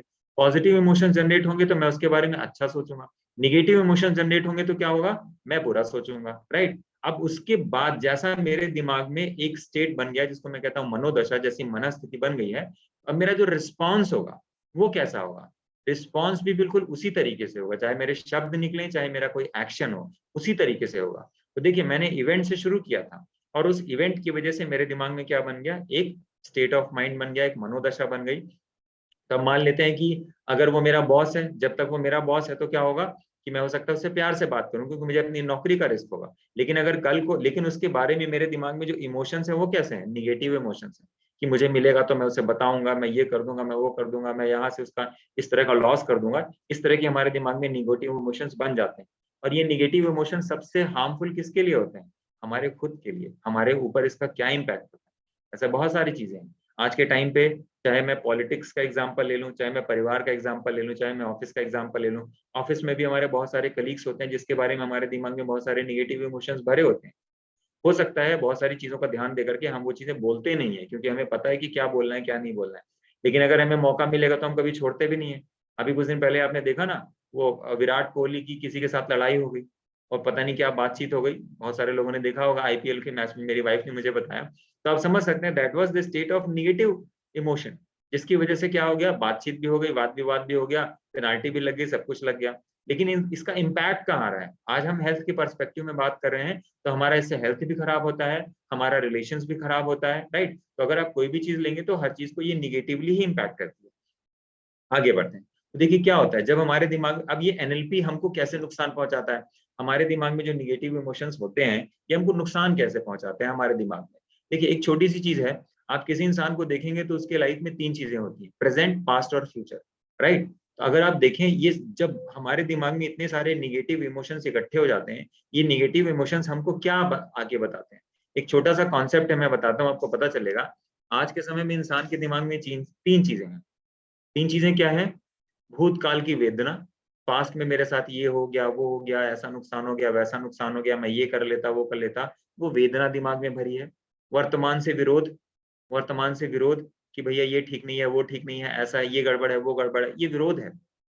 और साथ में कहते हैं भविष्य की अनिश्चितता कि भविष्य में क्या होगा, मेरे पास पैसा नहीं होगा, मेरा बेटा पढ़ने कहाँ जाएगा, मेरी नौकरी कैसे लगेगी, मेरा ये हो जाएगा, वो हो जाएगा। जीना हमको प्रेजेंट में है, लेकिन प्रेजेंट में हम क्या देखते हैं, सारी निगेटिविटी, ये भी खराब है, वो भी खराब है, ऐसा भी खराब है, वैसा भी खराब है।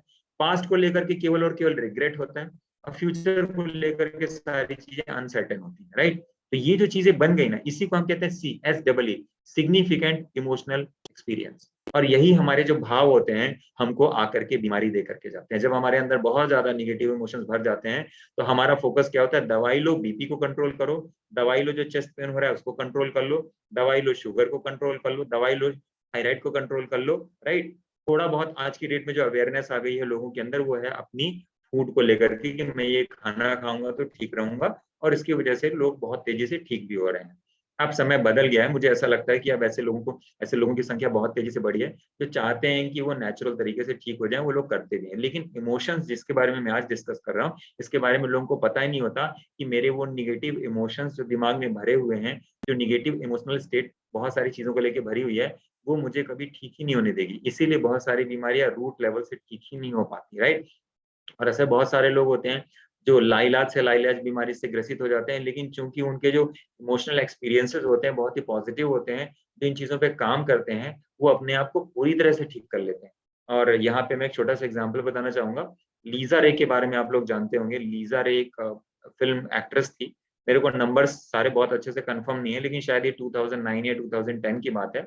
उसको ग्लूकोमा कैंसर, जो कि एक ब्लड कैंसर का एक टाइप है, उसको ये डायग्नोस होता है।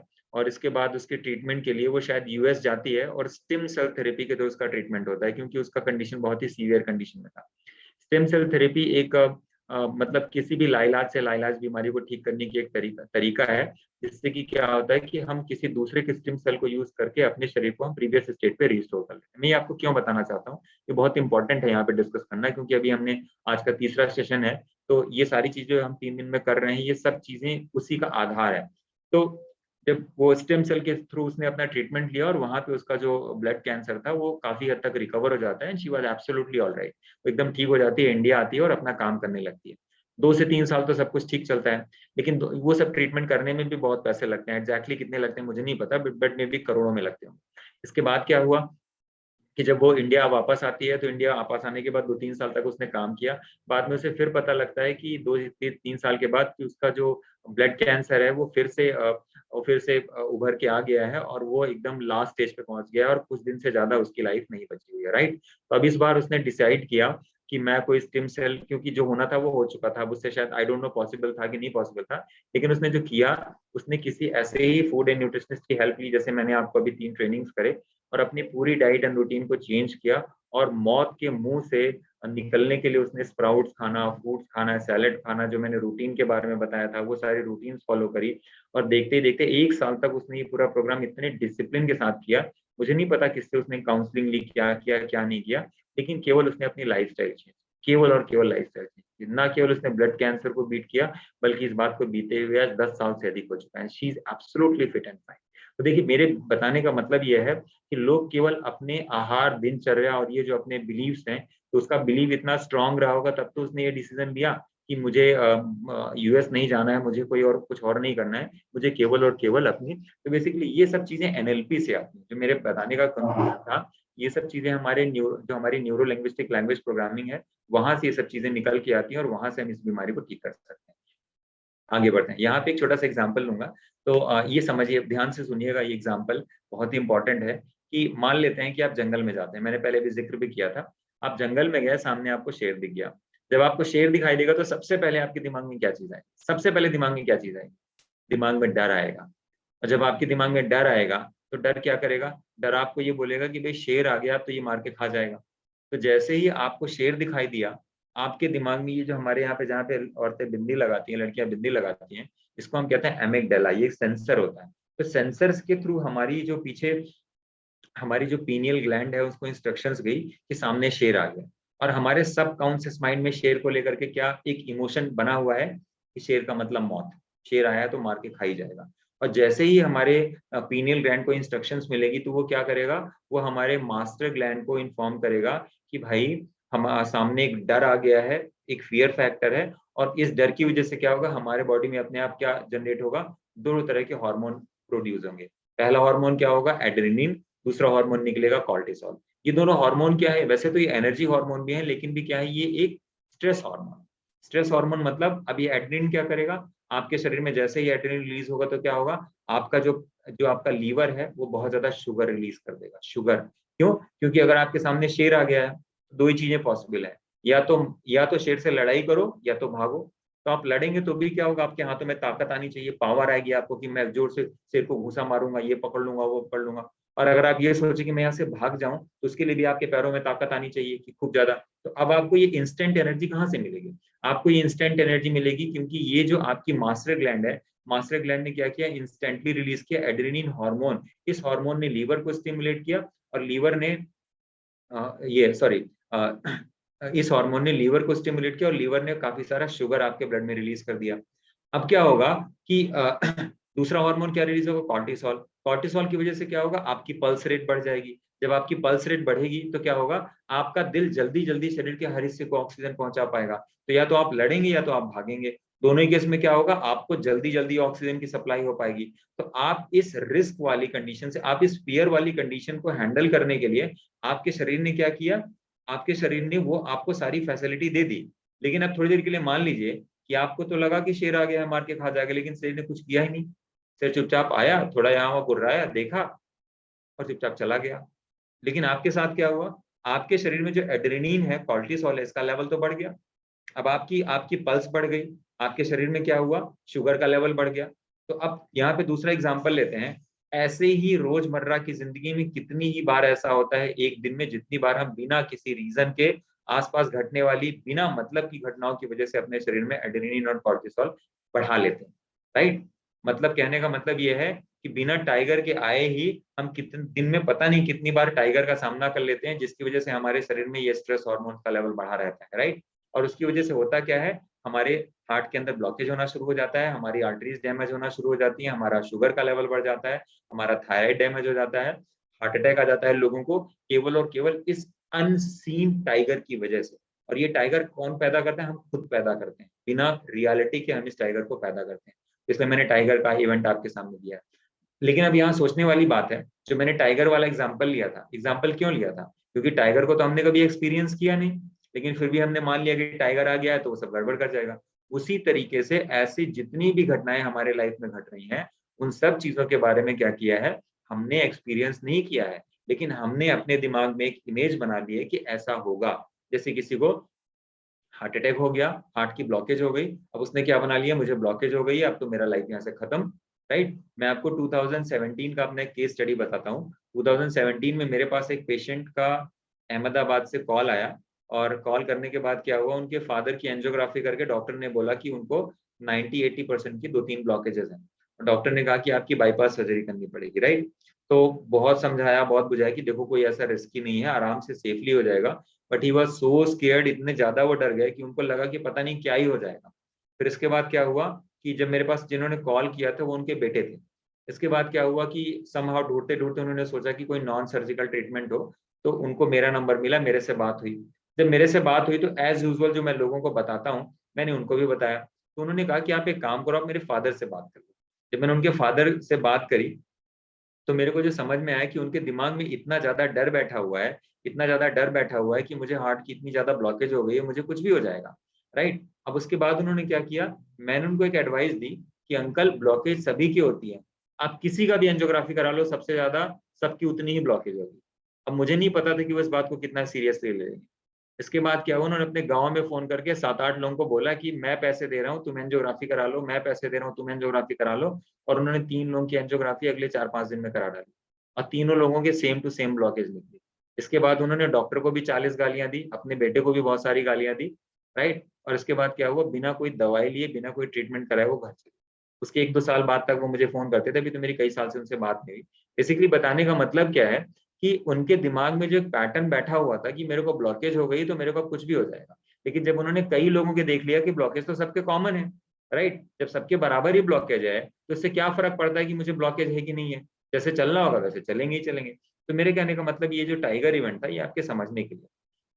अब यहाँ पे जो मैं आगे का जो अब ये सेकंड फेज है इस ट्रेनिंग का, इसमें मैं बताना चाहता हूँ कि जो हमारे शरीर में जो स्ट्रेस हार्मोन्स निकलते हैं, 3 मेजर स्ट्रेस हार्मोन होते हैं। एड्रेनलिन है, कॉर्टिसोल है और कॉर्टिसोल है और नोरेपिनेफ्रिन।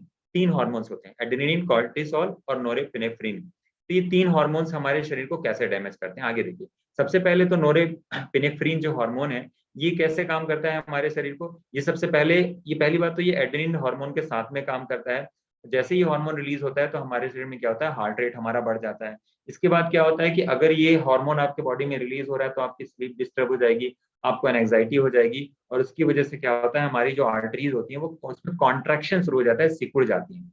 सिकुड़ने की वजह से क्या होता है, जब ये आर्टरीज सिकुड़ेंगी तो आपका बीपी बढ़ जाएगा, ब्लड प्रेशर बढ़ेगा, और जब आपका बीपी बढ़ेगा तो क्या होगा, लीवर आपका ज्यादा शुगर रिलीज करेगा। तो सारी चीजें आपस में कोरिलेटेड है। आपका शुगर बढ़ेगा, आपका बीपी बढ़ेगा, और जिन लोगों को हार्ट की ब्लॉकेज हो रखी है, हो सकता है उस टाइम पे उनको पेन भी होना शुरू हो जाए।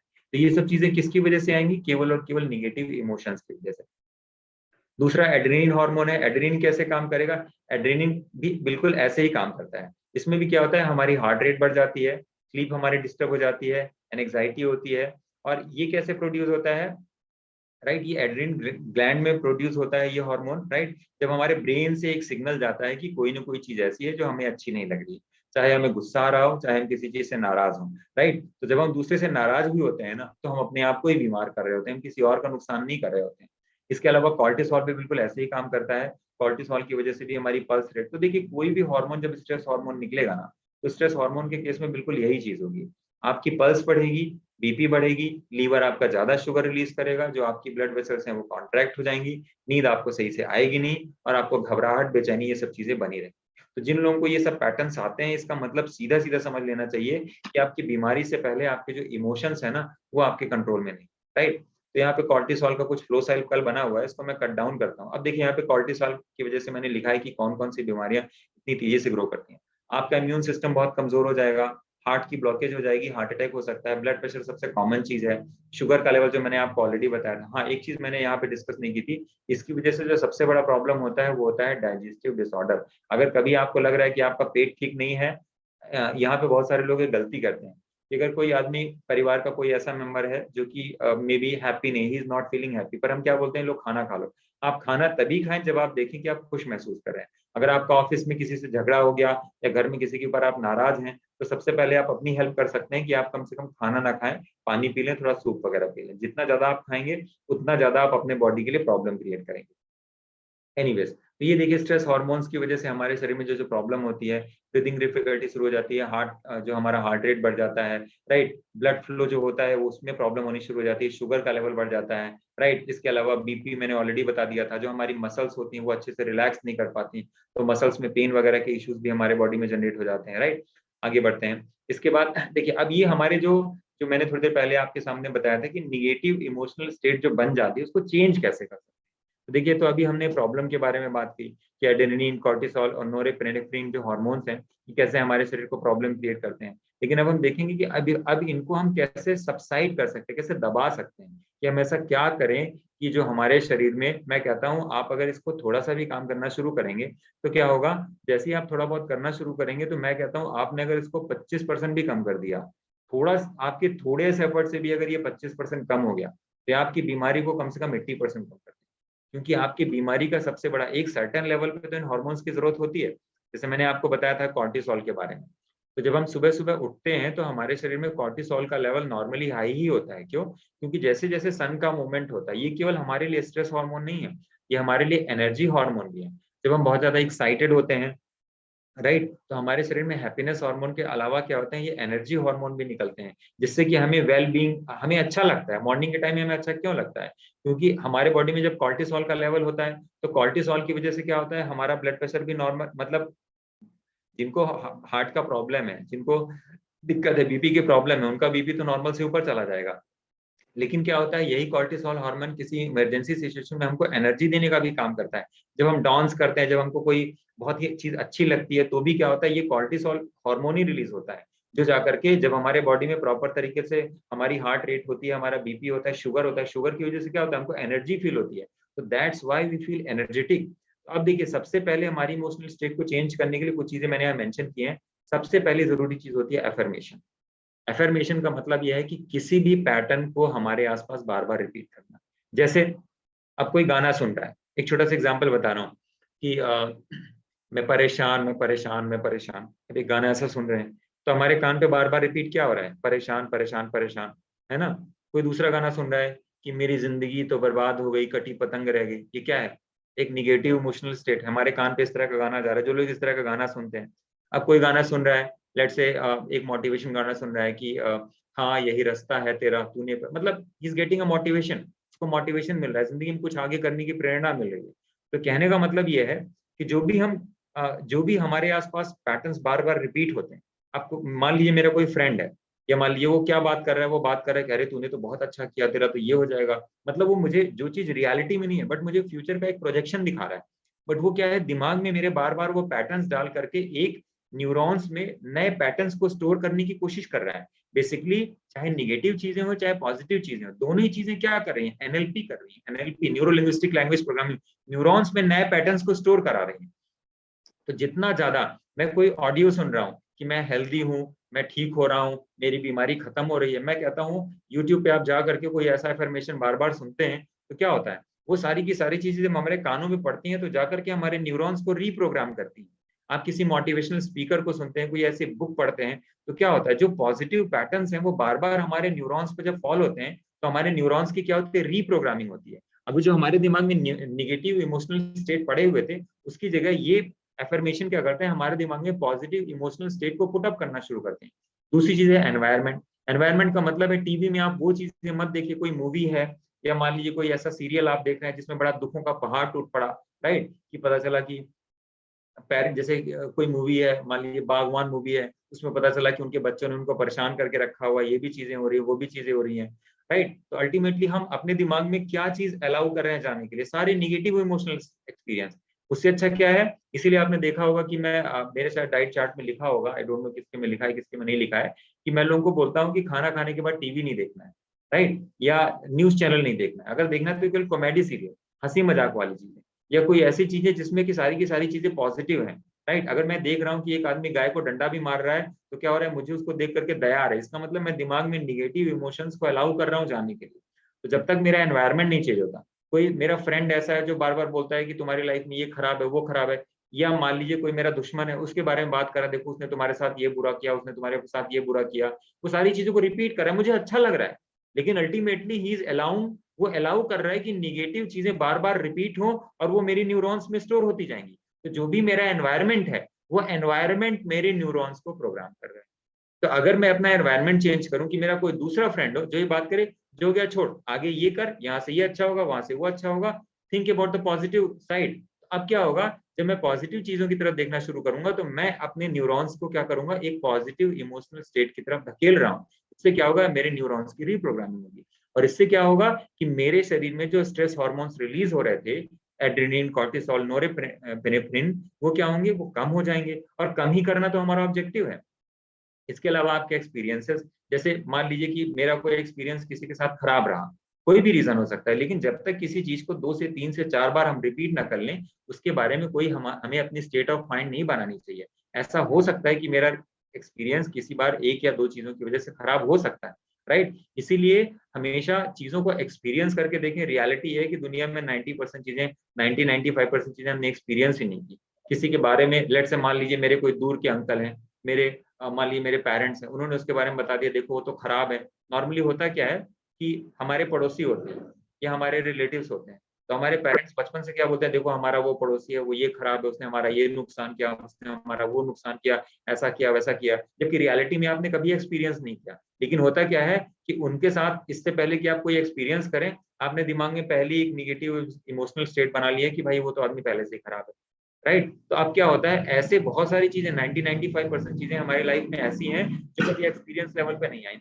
क्योंकि एक्सपीरियंस लेवल पे नहीं है, इसलिए क्या हुआ, हमने उसकी वजह से क्या किया हुआ है, एक निगेटिव इमोशनल स्टेट बना के रखा हुआ है। मेडिटेट करते हैं तो मेडिटेशन की वजह से क्या होता है, हमारे शरीर में अपने आप ही जो हमारे स्ट्रेस हार्मोन्स हैं वो क्या हो जाते हैं, सबसाइड हो जाते हैं। तो मेडिटेशन करें, प्राणायाम करें, इसका तो फायदा है ही। दूसरी चीज है फूड। फूड में सबसे अच्छी चीज होती है कि आप कार्बोहाइड्रेट को कट करें और सिट्रस फ्रूट खाएं। सिट्रस फ्रूट मतलब जैसे मॉर्निंग में आपने कोई लेट्स से मान लिया आपने संतरा खा लिया, अंगूर खा लिया, राइट, या कि आपने अनार खा लिया, सिट्रस फ्रूट या आंवले का जूस पी लिया, तो ये फूड अपने आप में मिरेकल है। फूड भी हमारे शरीर में स्ट्रेस हार्मोन्स को सबसाइड करने में बहुत बड़ा रोल प्ले करता है। तो ये जो डाइट चार्ट बना हुआ है, ये डाइट चार्ट बना ही ऐसा है। शायद अगर मेरी पहली बार जब आपने सेशन अटेंड किया होगा, तो मैं हमेशा लोगों को बताता हूँ कि पहले मीठे फल, बाद में सिट्रस फल। तो सिट्रस फ्रूट्स खाने का फर्क ही होता है कि हमारे बॉडी में जो स्ट्रेस हार्मोन्स होते हैं वो क्या हो जाते हैं, रिलीफ हो जाते हैं। दूसरी चीज है, आप बिजी रहें, खाली रहेंगे तो आप दिमाग, सबसे ज्यादा हम किससे बात करते हैं, हम अपने आप से बात करते हैं। और अपने आप से क्या बात करते हैं, हमारे दिमाग में जो सी पड़ा हुआ है, SEE, सिग्निफिकेंट इमोशनल एक्सपीरियंस, जो पुराने सबकॉन्शियस पैटर्न्स पड़े हुए हैं। किसी इंसान के बारे में सोचेंगे, मुझे वो इंसान पसंद नहीं है, मैं बार बार सोच करके क्या करूंगा, उसकी स्ट्रेंथ को बढ़ा रहा हूँ।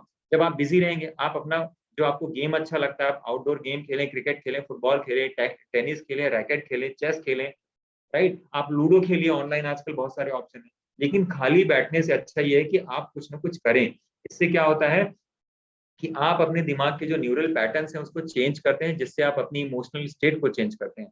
जब आपकी इमोशनल स्टेट चेंज होती है तो आप बीमारी को दूर करने के लिए, भगाने के लिए अपने आप एक नया रास्ता बना देते हैं। और जो मोस्टली बहुत सारे 90% लोग हैं, 90-95% लोग हैं जो इस पे जीरो काम करते हैं। आज का जो बीमारी को रिवर्स करने का पैटर्न है, वो केवल, इनफैक्ट मैं अगर डायबिटीज और हार्ट डिजीज की बात करूं, तो केवल और केवल 99% जो है वो केवल डाइट पे बेस्ड। इनफैक्ट रूटीन पे भी बहुत लोग ध्यान नहीं देते। जब ये 2016 में मैंने इस 4DCC के बारे में सोचा था कि 4DCC लाइफस्टाइल मेथड क्या होना चाहिए, तो मैंने सोचा ही था 4 डायमेंशनल कंप्लीट किया, जीवन के चारों आयाम पे काम करेंगे। आहार क्या है, आपकी दिनचर्या क्या है, आपका रूटीन क्या है, और आपके इमोशंस क्या है, और आपके कॉन्शियसनेस क्या है। एनीवेज, अब ये देखिए, एक्सपीरियंस को चेंज करने के लिए बहुत सारी ट्रेनिंग्स होती हैं। विपश्यना मेडिटेशन है जिसके बारे में मैं डिस्कस कर रहा था। ह्यूमन वैल्यूज की ट्रेनिंग, अगर आप लोग साल भर के लिए जुड़ेंगे तो मैं इसके बारे में कई सारे सेशन लेता हूँ। सोशल एनवायरनमेंट है, आप हर दिन 3 से 4, अभी मेरे यहाँ पेशेंट ने ट्रीटमेंट लिया था, उनका जो प्रिस्क्रिप्शन मैंने ट्रीटमेंट कंप्लीट होने के बाद दिया, मैंने उनको प्रिस्क्रिप्शन में क्या लिखा कि every single day you need to speak to minimum 5 people, जो आपके घर पे नहीं है, बाहर के 5 लोगों से आपको बात करनी ही करनी है।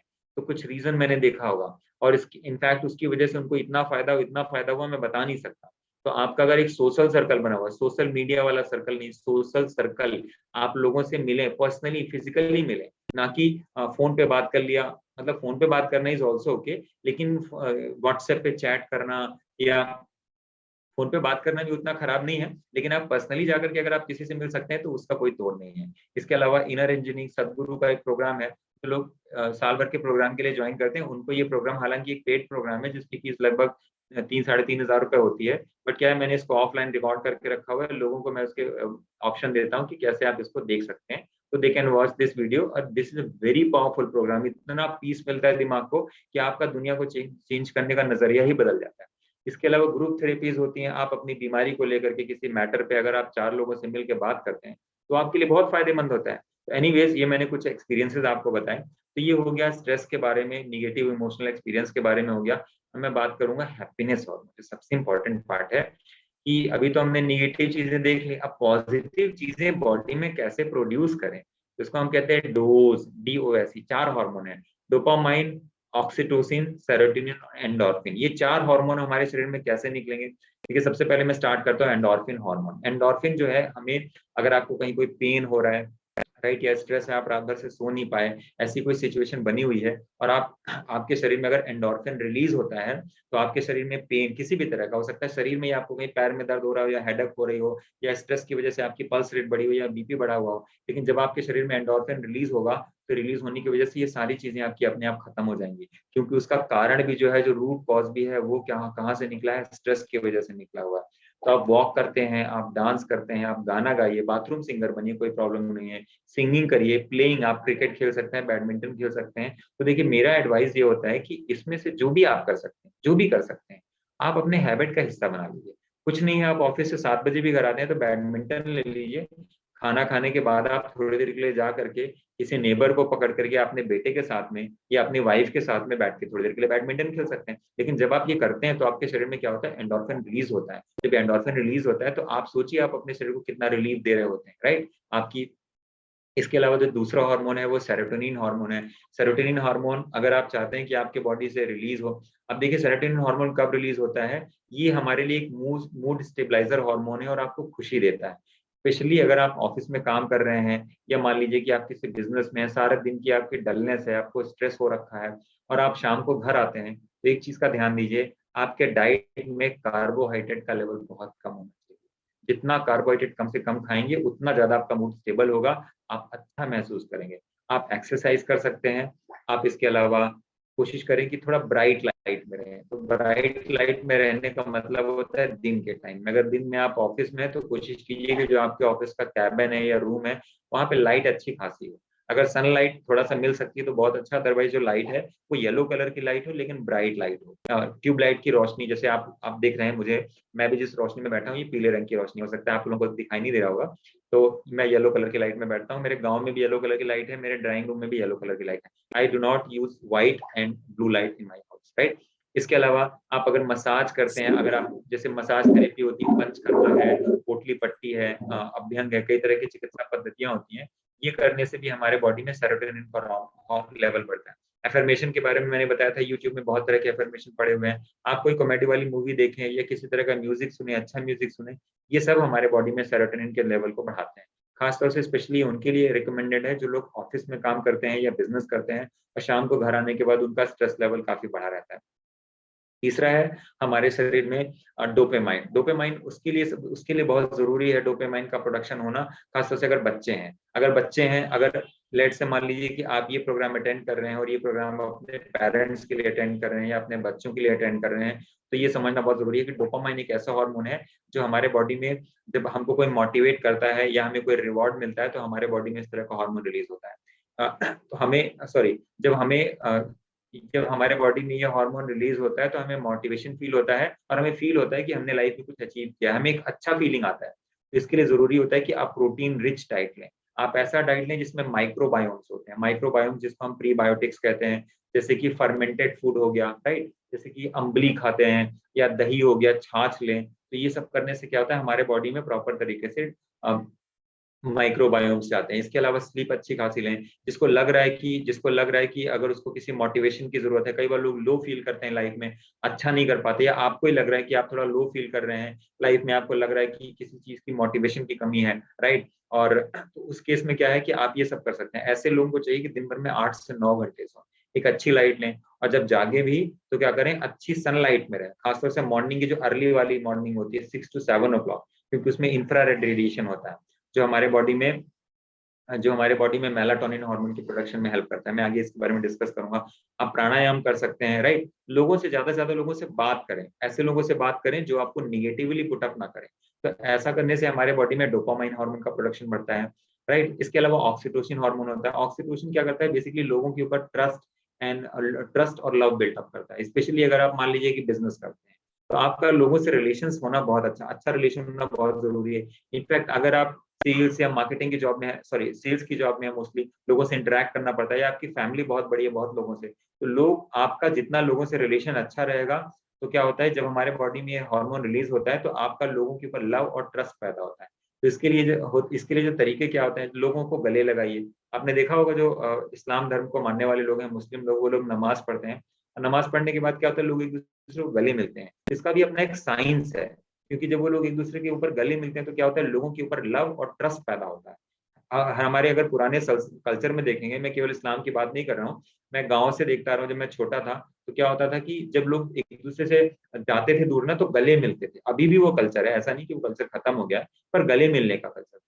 तो ये गले मिलने का कल्चर इसलिए था कि हमारे बॉडी में क्या होता है, ऑक्सीटोसिन का लेवल क्या होता है, ऑक्सीटोसिन रिलीज होता है, और इससे क्या होता है, हमें लोगों के ऊपर ट्रस्ट होता है और लोगों पे हम विश्वास करते हैं। तो अगर आप किसी के साथ गले मिल रहे हैं तो क्या होगा, वो भी आप पे विश्वास करेगा। ऐसा नहीं कि आप उस पर ट्रस्ट कर लोगे, वो कैसा होगा, वो भी आप पे ट्रस्ट करेगा। इससे आपकी म्यूचुअल रिलेशनशिप अच्छी होगी। एनीवेज, आप अपने दोस्तों के साथ समय बिताएं, दूसरों की हेल्प करिए। खासतौर से अगर आप मंदिर में जाते हैं, किसी गरीब को आपने कुछ दे दिया, राइट, तो इन सब चीजों से क्या होता है, हमारे बॉडी में ऑक्सीटोसिन का लेवल रिलीज होता है। दूसरों को हम दूसरों को अच्छे लगते हैं और दूसरे भी हमें अच्छे लगते हैं, राइट। इसके अलावा मसाज थेरेपी, जो मैं अभी थोड़ी देर पहले बता रहा था, मसाज करने से भी ऑक्सीटोसिन बहुत अच्छे से रिलीज होता है। हाँ, एक बहुत अच्छा एग्जाम्पल मैं बताऊंगा। घर में अगर आप एक पेट्स पाल लें, कोई या तो डॉगी पाल लें या तो बिल्ली पाल लें, अगर वो आपके पास आसपास रहता है तो उसकी हरकतें, या घर में कोई छोटा बच्चा हो, तो इन सब चीजों की वजह से क्या होता है, हमारे शरीर में ऑक्सीटोसिन का लेवल बहुत अच्छे से बढ़ता है। तो ये सब चीजें मैंने डिस्कस की। ये हमारे 4 हॉर्मोन्स थे, dopamine, oxytocin, serotonin, endorphin, 4 hormones थे। इसके अलावा जो लास्ट हार्मोन है, बेसिकली ये हैप्पीनेस हार्मोन नहीं है, ये स्लीप हार्मोन है। इसको हम कहते हैं मेलाटोनिन। मेलाटोनिन देखिए हमारे शरीर में क्यों जरूरी होता है। मेलाटोनिन हमारे शरीर में तब रिलीज होता है, 2 टाइम रिलीज होता है। एक बार ये सुबह सुबह रिलीज होता है, लेकिन ये तब रिलीज होता है जब हमारी आंखों के पीछे जो सेल्स होती हैं, उसको हम कहते हैं फोटोसिंथेटिक गैंग्रीन सेल्स। तो जब हमारी आंखों के ऊपर इंफ्रारेड लाइट पड़ती है सन की, सन में 2 लाइट्स निकलती हैं, एक आईआर लाइट, इंफ्रारेड लाइट, दूसरी होती है अल्ट्रावायलेट लाइट। तो इंफ्रारेड लाइट्स निकलती हैं अर्ली इन द मॉर्निंग, और जो अल्ट्रावायलेट लाइट रेज निकलती हैं वो थोड़ा देर से निकलती है, मे बी 8-9 बजे के बाद निकलती है। तो क्या होता है, विटामिन डी3 के प्रोडक्शन के लिए हमको अल्ट्रावायलेट रेडिएशन चाहिए होता है, लेकिन जो सुबह सुबह हमको रेडिएशन चाहिए होता है, हमको अल्ट्रावायलेट रेडिएशन चाहिए होता है। तो नॉर्मली क्या होता है, जब हम सुबह सुबह सूरज उगता है तब हम सूरज को देखते हैं, तब हमारी आंखों पे जो रोशनी पड़ती है वो हमारी फोटोसिंथेटिक गैंग्रीन सेल्स को जाकर के स्टिमुलेट करती है। और उसकी वजह से क्या होता है कि वो जो स्टिमुलेशन होता है हमारे बॉडी की हर एक सेल्स के अंदर मेलाटोनिन हार्मोन को प्रोड्यूस करता है। और ये मेलाटोनिन हार्मोन जब दिन में हमारे सेल्स के अंदर पैदा होता है, तो सेल्स के अंदर पैदा होने की वजह से ये एक एंटीऑक्सीडेंट की तरह काम करता है, क्योंकि सेल्स में जो डैमेज हो रहा है उस डैमेज को वहीं पर रोक देता है। इसीलिए कहते हैं सुबह सुबह उठ के सूरज की रोशनी, सूरज के प्रकाश को हमको थोड़ी देर के लिए देखना चाहिए। अब अगर बादल छाए हुए हैं तो आप सूरज की तरफ मत देखो, या अगर ज्यादा रोशनी हो गई है, दिन हो गया है, तो आप सूरज की तरफ डायरेक्ट मत देखो, पर नॉर्मली आप बाहर देखो, ब्राइट लाइट में, जो सन की लाइट है उसमें देखो। तो हमको जितना इंफ्रारेड लाइट चाहिए होता है उतना हमको मिल जाता है। That is a very important part of our health. इसके अलावा क्या होता है, मेलाटोनिन हार्मोन हमारी पीनियल ग्लैंड से रिलीज होता है शाम को सूरज डूबने के बाद। तो लगभग लगभग रात को 9 बजे 10 बजे के आसपास ये मेलाटोनिन हार्मोन का प्रोडक्शन हमारी पीनियल ग्लैंड से शुरू हो जाता है। लेकिन ये तभी शुरू होता है जब हम डार्कनेस में होते हैं, या तो हम येलो लाइट में भी होते हैं तो भी ये हार्मोन रिलीज होता है, या तो रेड लाइट होती है तो भी ये हार्मोन रिलीज होता है। लेकिन ट्यूबलाइट की रोशनी जो व्हाइट कलर की लाइट है, या तो जो लाइट होती है ब्लू कलर की लाइट है, बेसिकली ये मेलाटोनिन ब्लॉकर होती है। आप सभी लोगों के डाइट चार्ट में भी लिखा होगा कि आपके कमरे में सफेद रंग की या नीले रंग की रोशनी ना हो। आप लोग या तो पीली रोशनी में रहें, शायद उसमें लाल का तो नहीं लिखा है, लेकिन हल्की पीले रंग। बेस्ट तो है कि आप डार्कनेस में रहें। और कभी समझ में ना आए तो नेचर को देख ले, कि नेचर में क्या होता है कि सूरज डूबने के बाद अंधेरा होता है, कोई भी एनिमल प्रकाश में नहीं रहता, सब अंधेरे में ही रहते हैं। ये मेलाटोनिन हार्मोन क्या होता है, बेसिकली स्लीप हार्मोन है। जब ये रिलीज होता है तो क्या होता है, हमको अच्छी नींद आती है। इसीलिए हमारा खाना जो है 7 बजे तक होना चाहिए, ताकि वो 8:30-9 बजे तक पच जाए। और 9-10 बजे के बीच में जब हम येलो लाइट में या तो हम रेड लाइट में रहते हैं, वो भी हल्की लाइट में, बेस्ट तो है कि डार्कनेस में रहें, तो मेलाटोनिन हार्मोन का प्रोडक्शन बहुत अच्छा हो जाता है और हमको अच्छे से नींद आती है। जब नींद आती है तो क्या होता है, हमारा बॉडी जो सारा दिन डैमेज हुआ है शरीर में, जो हमारे माइक्रोवस्कुलर माइक्रोसेलुलर डैमेज हुए हैं, उसको हमारा बॉडी क्या करता है, रिपेयर कर पाता है। अब सबसे बड़ी गलती लोग क्या करते हैं कि खाना खाने के बाद मोबाइल फोन देखते हैं, और बहुत देर तक मोबाइल फोन देखते हैं। मोबाइल देखने की वजह से प्रॉब्लम क्या होती है कि वो जो व्हाइट लाइट है वो क्या करती है, हमारी फोटोसिंथेटिक गैंग्रीन सेल्स पे पड़ती है, और वो मेलाटोनिन हार्मोन के प्रोडक्शन को ब्लॉक कर देती है, रोक देती है। इसकी वजह से क्या होता है, जब हम रात को सोते हैं तो हमारी बॉडी प्रॉपरली अपने आप को रिपेयर नहीं कर पाती।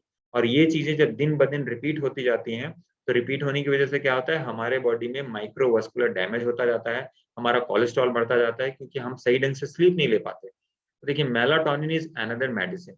नेचर ने हमको डार्कनेस के लिए एक रिस्पॉन्स सिस्टम दिया हुआ है जो मेलाटोनिन हार्मोन है, राइट। तो ये 2 बार निकलता है, मॉर्निंग में जब इंफ्रारेड लाइट पड़ती है तो सेल्स में रिलीज होता है।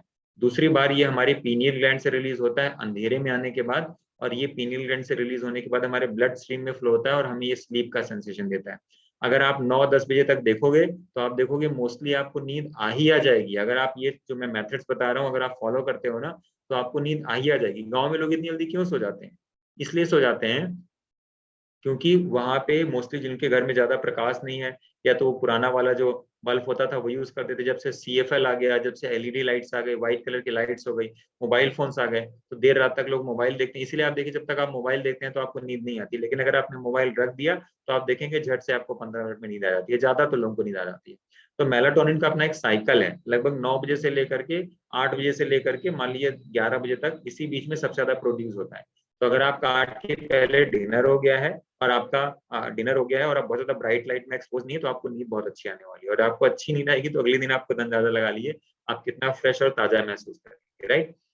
बेसिकली जो मैंने आज कवर किया, तो मैंने आपको positive and negative emotional state के बारे में बताया कि पॉजिटिव इमोशंस क्या होते हैं, निगेटिव इमोशंस क्या होते हैं, और इसके बाद पॉजिटिव इमोशंस कहाँ से आते हैं, हैप्पीनेस हार्मोन से आते हैं, और हमारा जो स्लीप हार्मोन है उसकी वजह से आते हैं।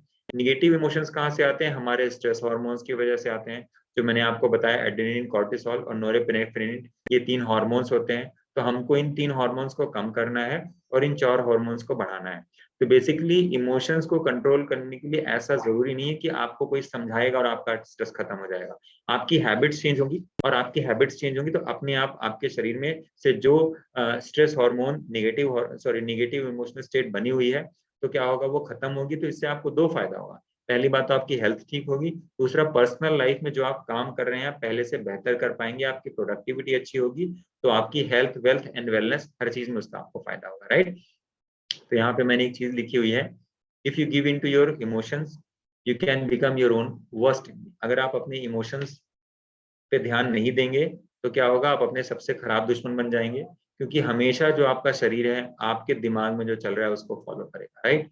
तो अगर अपने इमोशंस के लिए जागरूक हैं, अगर आप कॉन्शियसली अवेक हैं कि सच में मेरे साथ जो चल रहा है उसमें कुछ न कुछ गलतियां हैं, तो आपको करना क्या है, आपको फूड में, रूटीन में बहुत सारे ऐसे नेचुरल ट्रीटमेंट्स हैं जो आपको चेंज करने होंगे, और इसके साथ में कुछ साइकोथेरेपी भी अगर आप फॉलो करते हैं, उसकी वजह से आपके शरीर में स्ट्रेस हार्मोन्स का लेवल अपने आप क्या हो जाएगा, कम होने लग जाएगा। जब आपके शरीर में स्ट्रेस हार्मोन का लेवल कम होने लगेगा तो आप अपने आप अच्छा महसूस करेंगे, right. Thank you so much. आज का ये सेशन कंप्लीट होता है, और इसके बाद 2 दिन बाद एक मैं और ट्रेनिंग और रख लूंगा जिसका नाम है नेचुरल ट्रीटमेंट्स, जो आप सबके लिए बहुत जरूरी है। कौन कौन से ऐसे ट्रीटमेंट है जो आप घर पे कर सकते हैं, मैं ब्रीफ में बताऊंगा, बहुत डिटेल में नहीं जाऊंगा, क्योंकि ऐसे 54 तरह के नेचुरल ट्रीटमेंट्स हैं जो मैंने इंटीग्रेट किए हुए हैं, जो कि साल भर में लोगों को अलग अलग टाइम पे अलग अलग तरीके से लोगों को बताए जाते हैं, एक डॉक्टर के सुपरविजन में, एक नेचुरोपैथी के डॉक्टर के सुपरविजन, राइट। मैंने ये पूरा प्रोग्राम डिजाइन किया है, आपको कब कैसे क्या देना है, ये एक डॉक्टर है जो आपको रिकमेंड करेंगे, राइट। तो उस टाइम पे ये दिया जाता है, लेकिन ये है क्या, ये काम कैसे करते हैं, इसको फायदा कैसे कैसे होता है। कुछ ट्रीटमेंट्स ऐसे होते हैं इसमें छोटे मोटे हमें डिवाइस खरीदने होते हैं, कहीं कोई 500 रुपए का डिवाइस खरीदना है, कोई तौलिया खरीदनी है, कोई वाटर बॉटल खरीदनी है, कुछ डिवाइस ऐसे हैं जो 3000 4000 के भी आते हैं। लेकिन इससे क्या होता है, आपकी डिजीज रिवर्सल का जो रेट है वो कई गुना बढ़ जाता है, 10 गुना 20 गुना तक आपका डिजीज रिवर्सल का रेट बढ़ जाता है, राइट। तो आज का सेशन मैं यहीं पे डिस्पर्स करने के पहले मैं चाहूंगा आप लोगों के कोई क्वेश्चंस हो, मैं इस प्रेजेंटेशन को, आप लोगों के कोई क्वेश्चंस हो तो आप लोग पूछिए, चैट हिस्ट्री में आप लिख सकते हैं।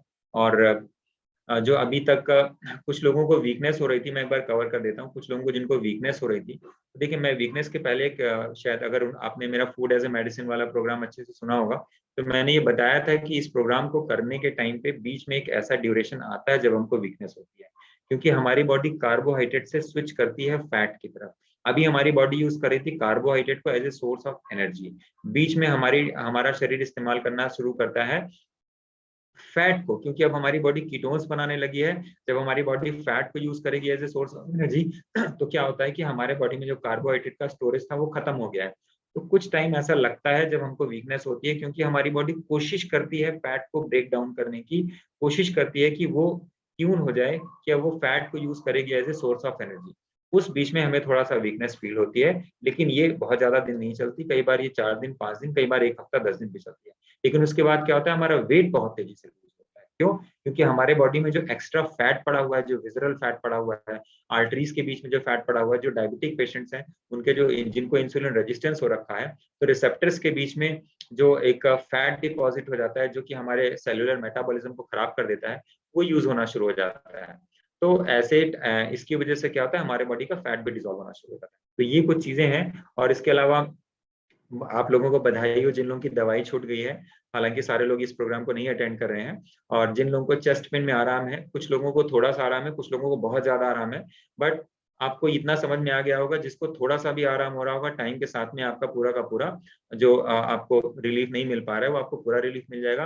हाँ, एक क्वेश्चन मेरे पास और था, किसी का शुगर बढ़ा हुआ था, तो मैं थोड़ा सा यहाँ पे एड्रेस कर देता हूँ। मैं सोच रहा था आज का ये सेशन कंप्लीट करूंगा, then I will speak to you. Meera ji ने शायद ज्वाइन किया था, तो मैं मीरा जी आपको बता दूं, देखिए क्या होता है कि ऐसे पेशेंट्स के लिए जिनका की शुगर लेवल इस डाइट को फॉलो करने के बाद भी अगर कंट्रोल में नहीं आ रहा है, बढ़ रहा है, तो कुछ केसेस में पेशेंट्स ऐसे होते हैं जिनको डायबिटीज टाइप 1.5 होता है। ठीक है, डायबिटीज टाइप 1.5 क्या है? डायबिटीज टाइप 1 होते हैं जिनके बॉडी में इंसुलिन बिल्कुल नहीं बन रहा है। डायबिटीज टाइप 2 वो हैं जिनके शरीर में इंसुलिन जरूरत से बहुत ज्यादा बन रहा है। डायबिटीज टाइप 2 1.5 के पेशेंट ऐसे होते हैं जिनकी पैंक्रेटिक इफिशियंसी थोड़ी सी कम हो जाती है, मतलब उनका बॉडी जितना इंसुलिन बनाना चाहिए बना तो रहा है उतना, लेकिन इंसुलिन रेजिस्टेंस, लेकिन उसकी लिमिट बहुत कम है। मतलब ना तो टाइप 1 के हैं ना तो टाइप 2 के हैं, इसीलिए उसको टाइप 1.5 कह दिया। तो जैसे जैसे बॉडी में इंसुलिन रेजिस्टेंस रिवर्स होगा, तो ऐसे पेशेंट्स के लिए क्या होते हैं, कुछ नेचुरल ट्रीटमेंट्स हैं, नेचुरल थेरेपीज हैं, जिससे क्या होता है कि हमारे बॉडी में जितना भी इंसुलिन बन रहा है बॉडी उसको यूज करना शुरू कर देती है, और उस टाइम पे क्या होता है, हमारा शुगर का लेवल ड्रॉप होना शुरू होता है। राइट, तो आप इस प्रोग्राम को क्विट मत कीजिए। अगर आपकी मेडिसिन चल रही है तो आप उस मेडिसिन को कंटिन्यू करते रहिए, ताकि आपका शुगर का level with in the range रहे।